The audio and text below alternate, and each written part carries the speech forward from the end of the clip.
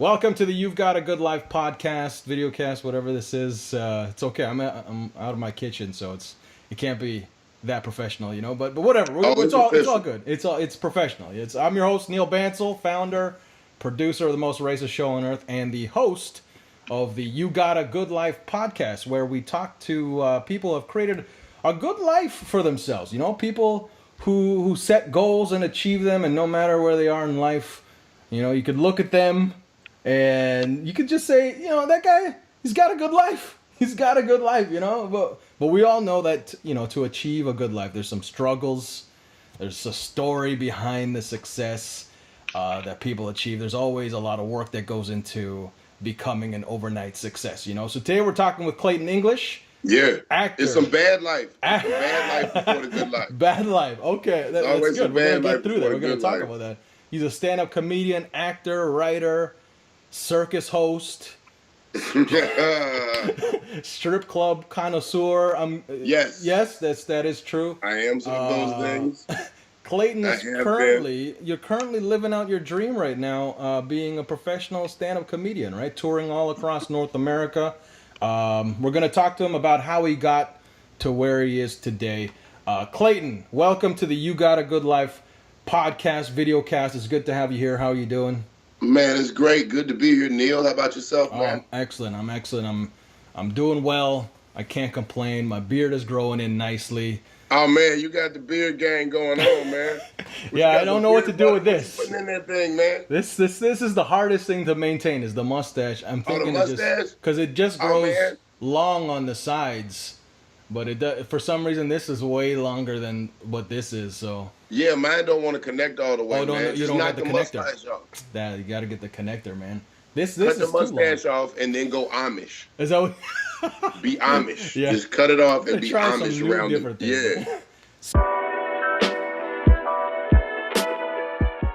Yeah. Where did you grow up? Tell us about, you know, where you were born. Oh man, I was born in Mobile, Alabama, but my family's from Pensacola, Florida. So that's down near the Panhandle.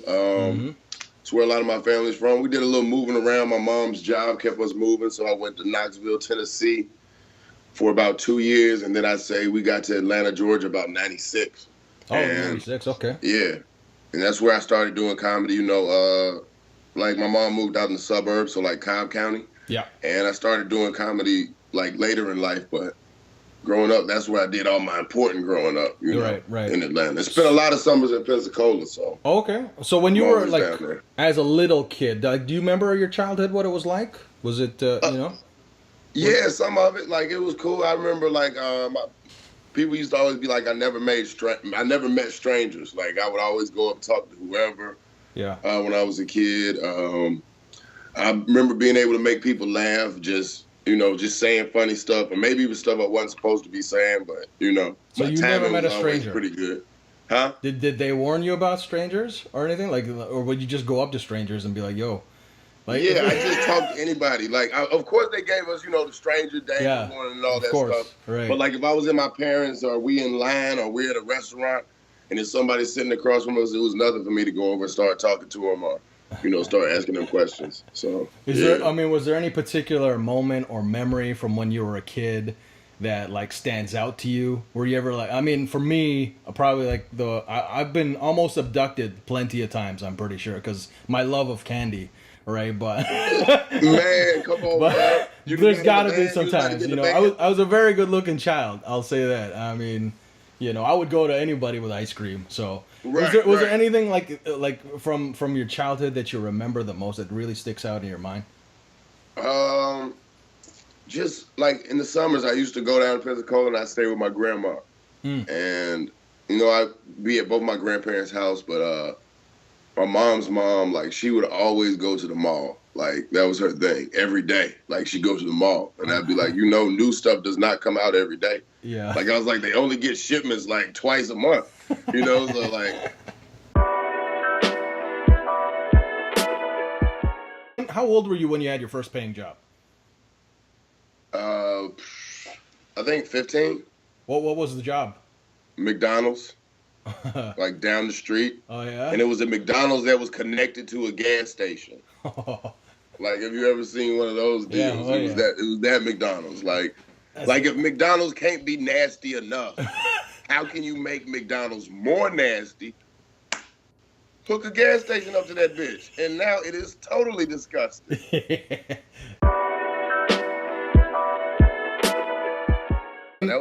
McDonald's was a job. What other jobs have you ever had there? Oh man, every day. Can you name all the jobs you've had? Probably not no more. I worked everywhere. Boston Market, Target, IKEA, the circus, sold cars, waited tables. What else have I done? Telemarketing. Definitely done that a few times. What else? I can't even think. A bunch of stuff, man. So anything to get by, anything to, pay rent, do whatever. Yeah, not anything. Not anything to get by. Oh, really? Okay. Like, I got you. I do have a limit as to the, but nah. Yeah, I mean, you always I never had a problem working or working hard. Like, I didn't like looking for a job. I think that was my least favorite thing about not working or having to find a job. But I never mind putting in work as long as they were gonna pay me. What was out of all those jobs? Which one was the worst job that you ever had?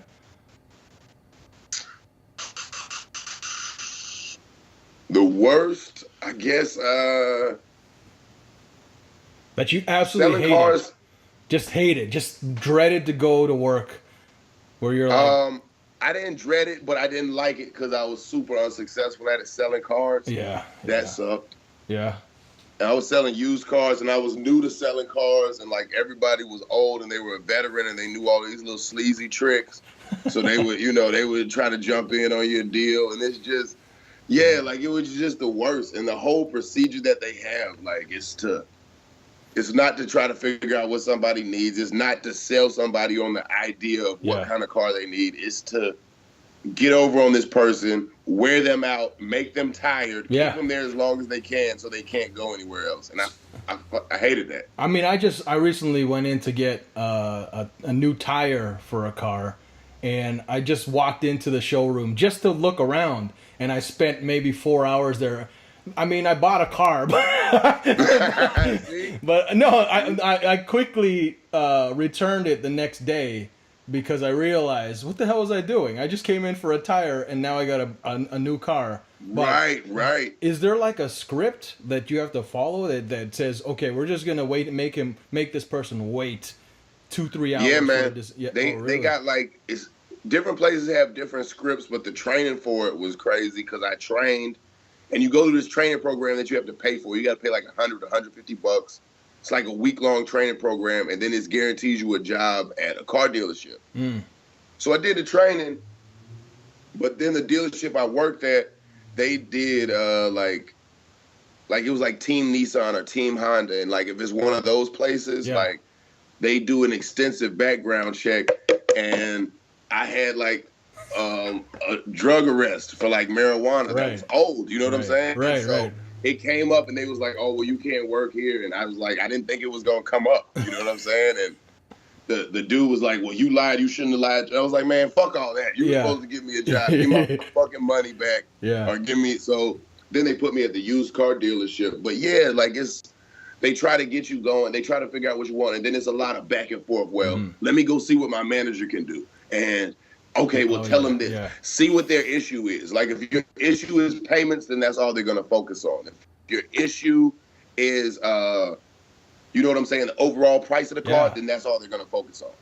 Man, I wish I could bring you along to when I buy a car. Because... Oh, man, I might not help you either. No. I might have bought a car, too. Both our hands. I got two cars. I don't even need a car. I'm like, what am I doing? Oh, man. So this is all before stand-up comedy. Stand-up comedy was not even in your thought at that point, right? When you were doing. Nah, I was at that point. Let's see. When I was selling cars, I had been going to school. I was going to Florida A&M in Tallahassee, but I took I think I took a year or two semesters off or something. So what was your dream then? Like, what were you thinking that you were gonna become when you were going through all those jobs? Like, what was your aim? I mean, I was going to school, so I went to school for business administration and a minor in communications. So I knew I liked business, but I was learning that they don't teach you how to be an entrepreneur at school. You know, they teach you kind of how to work for somebody else. And the school I went to, like that's kind of what they prided themselves on, making you ready for the corporate world. They had like the SBI wall has a plaque of all the companies that do the hiring, and it's a ton of great Fortune 500 companies. But once I started seeing, like, I liked certain classes, but certain stuff I was like, they're not really showing you how to go out and get it on your own. They're showing you how to, do what other people need you to do. Yeah. In your stand-up, you talk a lot about Atlanta, actually. You have an obvious love of the ATL. I mean, I lived there. That's where I met you, actually, the first time. That was 2006, I think. 2006, 2007. So, I mean, what is it about Atlanta that you like so much? I think it just, I mean, for one, it's a city where Black people can kind of get it. You can kind of see it. Yeah. Even other minorities, it's not just like, even though it's the South, it doesn't necessarily feel like the rest of the South. Right. Like it feels a little bit more open-minded, a little bit hipper, a little bit cooler, a little bit more progressive. It's, you got the music scene, so the hip-hop has always been big. And then, you've got the club scene. But just as far as comedy goes, it's just a good place. Like so many places to get up and do stand-up. Yeah. So many different types of crowds where I guess it can be a blessing and a curse, because you can get into the groove where you only do one type of room, and it's enough rooms to do that. Right. If you only do the urban room, or you only do the alt room, or you only do the mainstream room, I feel like you can kind of hinder yourself, because in Atlanta you can do as many, and the more stages you get on, I think just the more powerful presence you'll eventually have. So, I mean, do you think that experience is what makes you a little bit unique, where you're able to, connect with different cultures? It doesn't, you can do a Black room, a white room, an alt room, Asian room. Yeah. I bet you could do an all Asian room if you really wanted to, like a whole Chinese conference if you wanted to. But you would do it. They would have me. Anybody that's cutting a check. Exactly.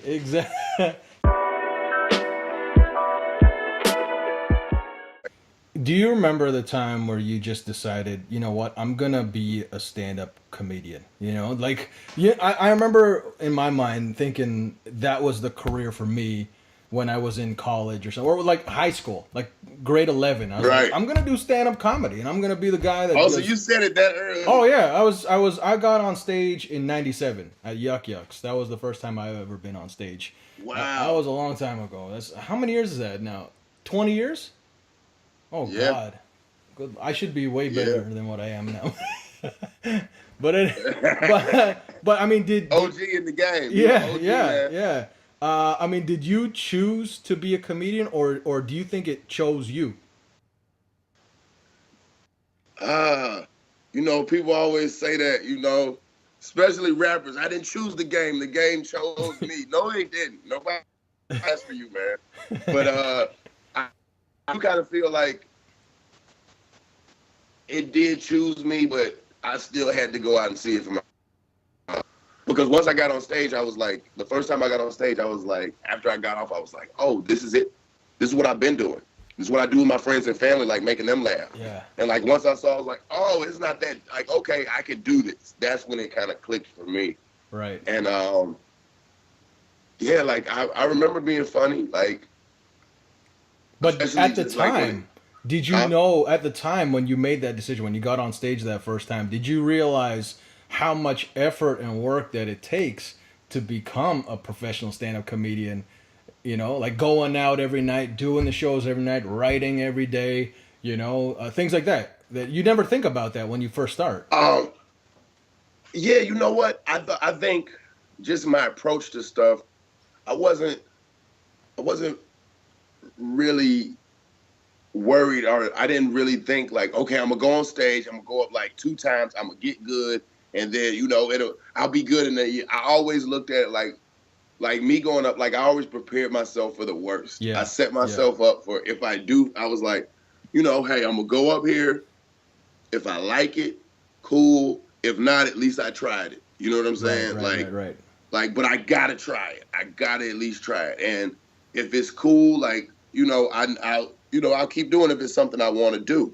And then once it clicked, and I was like, okay, this is something. And then once you start, like, it didn't really like come at me like, oh, this is a lot of work. But it's just like you start paying attention to, okay, if I'm talking to somebody and I say something funny, I need to write that down. Yeah.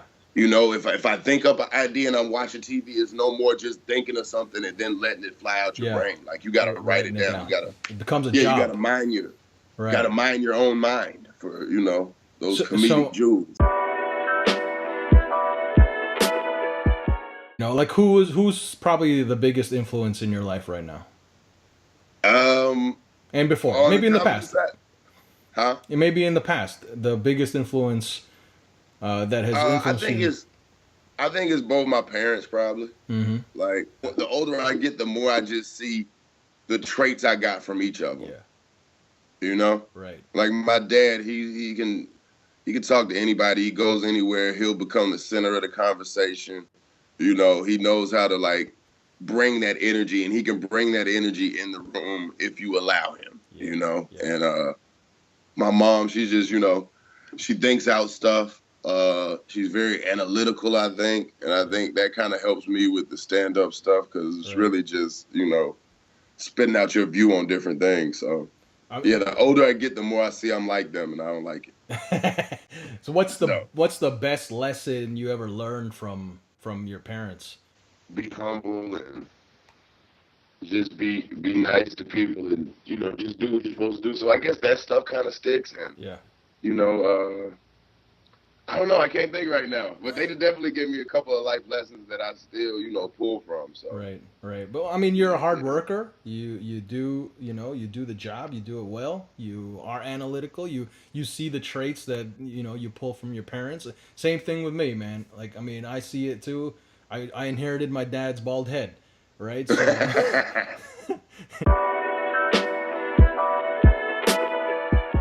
okay, so you've been there doing the stand-up comedy. You've been writing. You've been, grinding day in, day out. Was there ever a time where you wanted to quit? Where you just said, this kind of maybe is not the right thing for me? Yeah. How many times has that happened? I don't know. I almost feel like if you ain't thought about quitting, you might not really be doing it. Right. Or you're not doing it right. Like, because it'll just come times and it's like, you get that feel like you look around and you're not where you want to be. And then it can suck when you start measuring yourself up against other people. You're like, wow, are they that much better than me? Like, is this and you'll go to those periods where you doubt it, and finances don't help that. Like when your money, when you're not making money from shows, or you just breaking even doing shows, and it's like you don't know if you can still I got to get a regular job. I remember I quit the last job I had, the last regular job I had. I quit probably about 6-7 years ago, something like that. Right. I think, and I just I was waiting tables. They gave me a shitty section during lunch. It was like a little 2-table section. I can't make no money here. And I told the manager, I was like, I can't make no money. It's a 2-table section. And she said something slick oh, go cry about it or whatever. And I I looked at her and I was like, nah, fuck this. I was like, you go make money with that table. You can have it. Yeah. I took my apron off, I walked out, and I never really looked back. I never went back to a normal job again. So, I mean, that's a difference between the stand-up comedy and any other job, because you were willing to quit that one, but something in stand-up comedy makes you continue. Even though you want to quit, you can't quit after a certain period of time. You're like, this is something that's already inside me. that I can't change. Is that right? Is that the feeling that you get? Like, I think so. Like, is the feeling you get from it is like nothing else too. Yeah.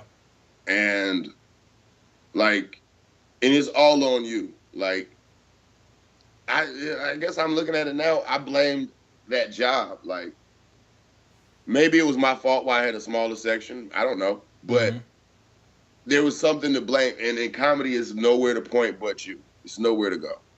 Yeah. Like, you can blame it on the audience if you want to. Right. But, you know, that's your job. It doesn't matter what the audience was doing. It doesn't matter if the audience was stuck up. It doesn't matter if they weren't laughing. It doesn't matter if they had it in for you.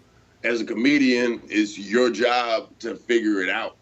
Now, ideally, we want the circumstances to be conducive for us to do comedy, and that's another aspect of it. But at the end of the day, when it's just you and that stage, it's all on you. You won 2015 NBC's Last Comic Standing. Yep. You're on Love on Netflix. Got a little part on there. Second season, right? Yep. Do you remember what you would consider your first big break in the industry? I don't know, man. What's like this is weird for me because define big break. Because in your mind back then, was it a big break? Like you thought, oh man, I'm on my way. I'm set. I am moving in the right direction. I'm out of here. Yeah. Like this the next. Yeah. I don't know. I guess the way I am, I look at it as such a marathon. Like, I'm never quite where I want to be. Yeah. And, you know, my first acting was Tyler Perry's show, House of Pain. Supposed to do like one episode, wound up doing like 14 episodes.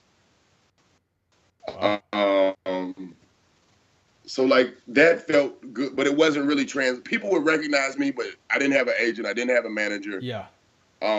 When I did get a manager, I was like, hey, like, do more with this. And I was just opening up for other people, like bigger comedians. And that wasn't what I want. I want somebody to push it. So I felt like that should have, especially in Atlanta, it should have been a bigger thing than it was. But I wasn't going around like, hey, it's me, Peanut, off House of Pain. Like, you know what I'm saying? Like, I would be doing that all the time. I don't... Right, like, no, like, I would... But just normal conversation, you know, hey, it's me. Right. You saw me on TV. Now I don't want to buy this car right now. And I did a movie, Preacher's Kid. That was a while ago. That's and, right. like, after I did those, like, it was just a big gap in working. Yeah.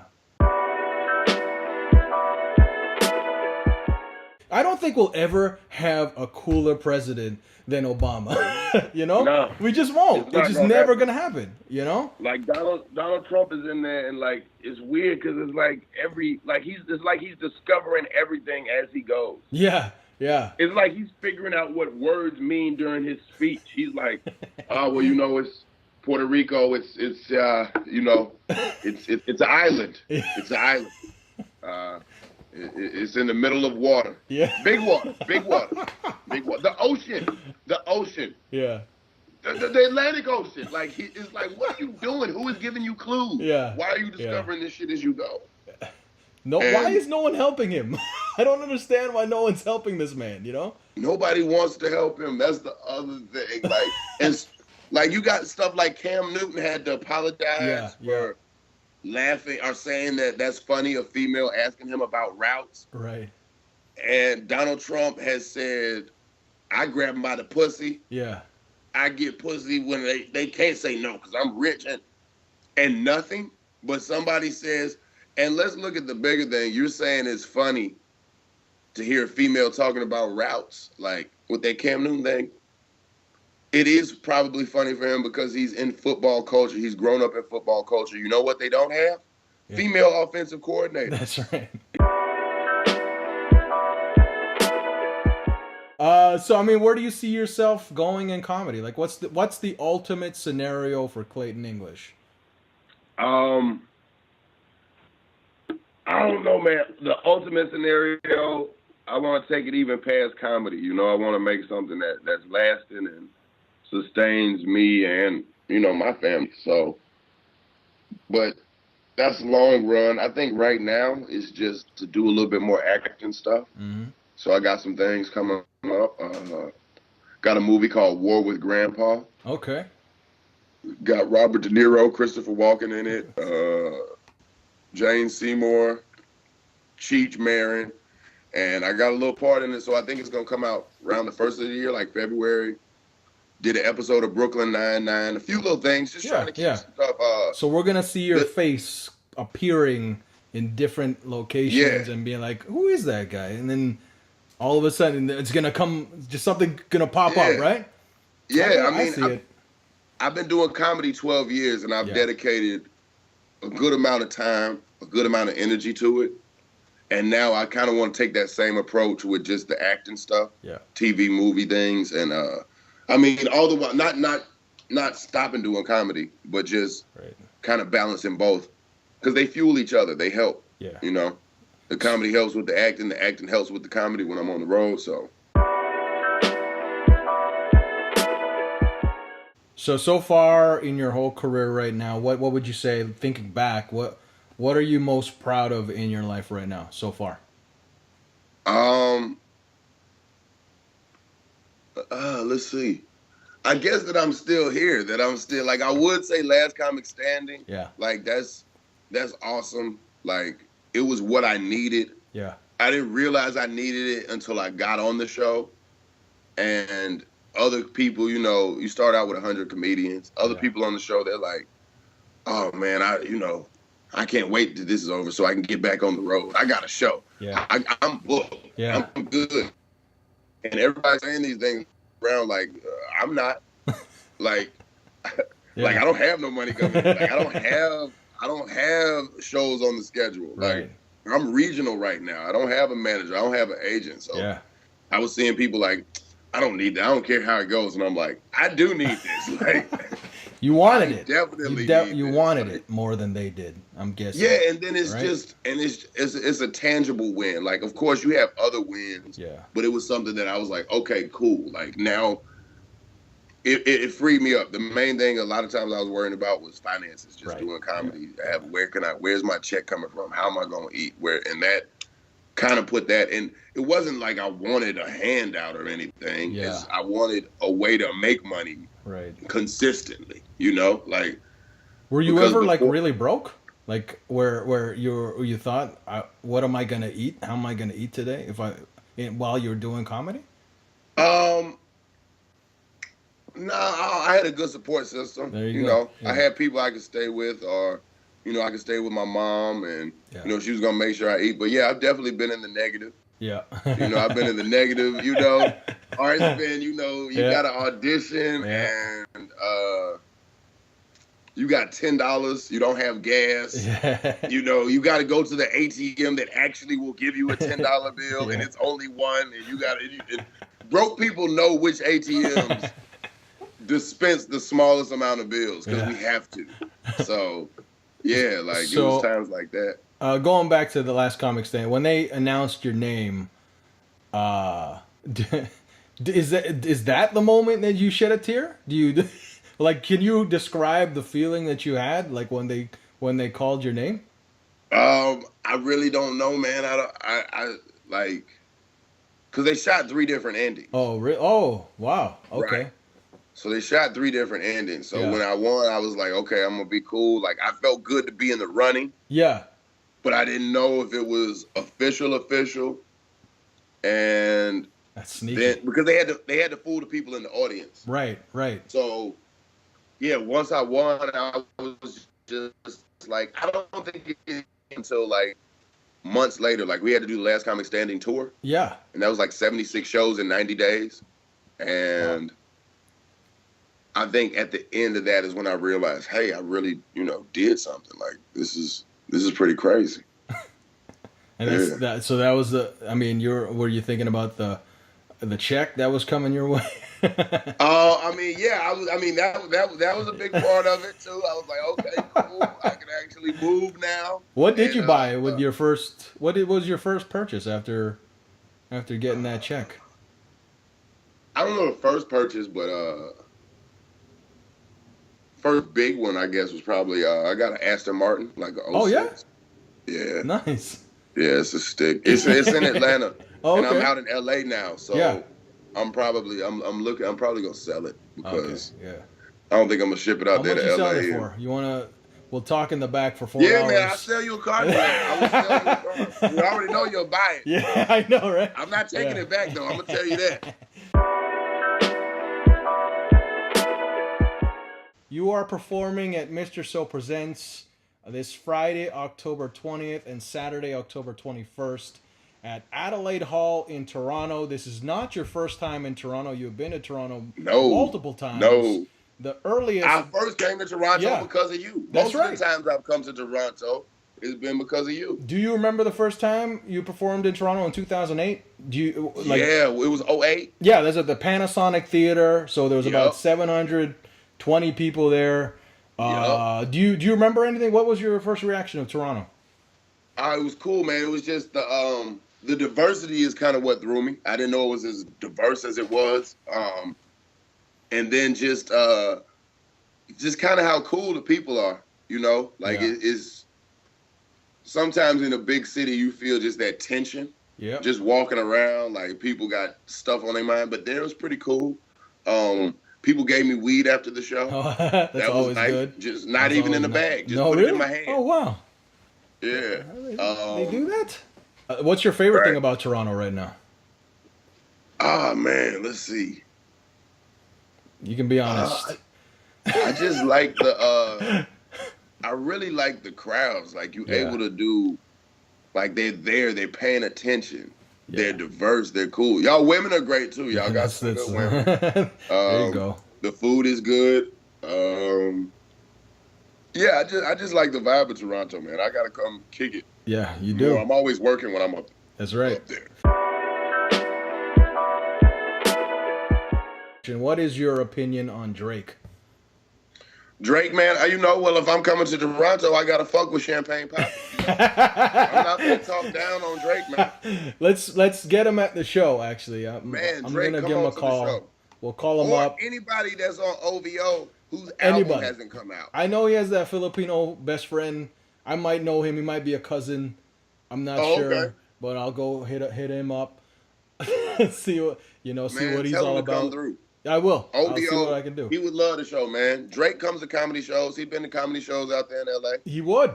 Do you know? Yeah. Can you Twitter him? Go Twitter. Can I tweet him? Tweet him. You want me to tweet Drake? Yeah, go tweet Drake. See what he's up to. Man. I don't know what he's doing, man. I don't know. Drake laying low right now. He is. There's a lot of stuff going on. I think he's gonna come back with something cold.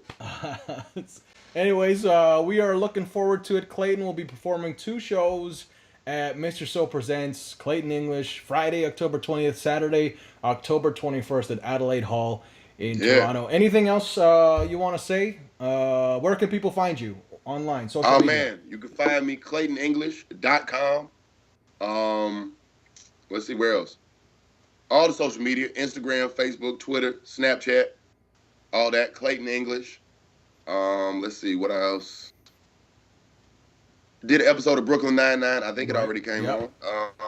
Just look for me. If you see me on TV, don't change the channel. And make sure you get your tickets for the most racist show. It's one of the dopest shows you're probably going to see. Neil always puts together good shows. I'm glad he's bringing me up there, man. There's some dope people on the show. Who all on the show? Nicholas Reynoldson is going to be our guest spot. He's never been on the show, but big things from that guy. He's Guyanese. Okay. So we've never had a Guyanese comedian on the... Actually, we had one Guyanese comedian on the show way back in 2005. So it's taken a while to get another Guyanese comedian on the show. And Keith Pedro is hosting. Keith Pedro is going to be the host, so we're going to have a good time. There you have it. Go see Clayton in Toronto. Buy tickets online at MrSo.com. Man, Clayton, you got a good life, man. Yes. There's always room for... But there are no complaints on my end. I'm very happy with what I'm doing, what I'm accomplishing, and what I'm setting out to do. So, yeah. Excellent. Well, good. Thank you for being here. Keep doing your thing. We will talk again. We'll see you in Toronto, October 20th and 21st. Have a good show. Good night. All right? My homie, be easy. Thank you, bro. Take it easy. Later. All right.